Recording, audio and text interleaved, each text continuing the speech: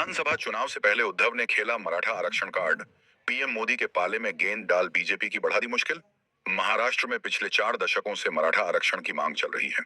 इस बीच तमाम पार्टियों की सरकारें आईं और गईं, लेकिन किसी ने भी मराठा आरक्षण को अमली जामा नहीं पहनाया। मराठा समुदाय लंबे समय से सरकारी नौकरियों और शैक्षणिक संस्थानों में आरक्षण की मांग कर रहा है। महाराष्ट्र विधानसभा चुनाव की सियासी सरगर्मी बढ़ने के साथ साथ मराठा आरक्षण की तपिश भी बढ़ने लगी है।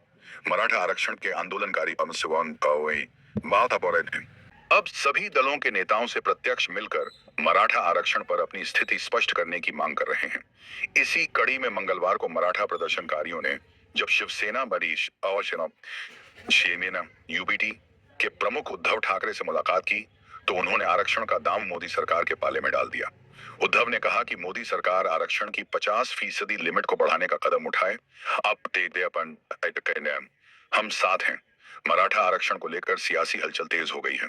मराठा आरक्षण की अगुवाई करने वाले मनोज जरांगे 19 अगस्त को अपनी सियासी भूमिका पर तस्वीर साफ करेंगे। इस बात को लेकर सस्पेंस बरकरार है कि महाराष्ट्र विधानसभा चुनाव में मनोज जरांगे क्या स्टैंड लेंगे, लेकिन दूसरी तरफ उनके लोग सियासी दलों से मुलाकात करके मराठा आरक्षण पर नजरिया साफ करने की मांग उठा रहे हैं।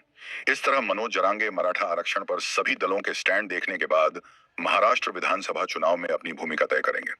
राज्यों को आरक्षण की सीमा बढ़ाने का कोई अधिकार नहीं। उद्धव मराठा आंदोलनकारियों से मुलाकात के बाद उद्धव ठाकरे ने कहा कि राज्यों को आरक्षण की सीमा बढ़ाने का कोई अधिकार नहीं है। पहले बिहार में आरक्षण दिया गया था, उसे कोर्ट ने उड़ा दिया था। इसलिए अगर आरक्षण की सीमा बढ़ानी है तो इस मुद्दे को लोकसभा में ही सुलझाया जा सकता है। मैं इस पर अपना समर्थन देने को तैयार हूँ।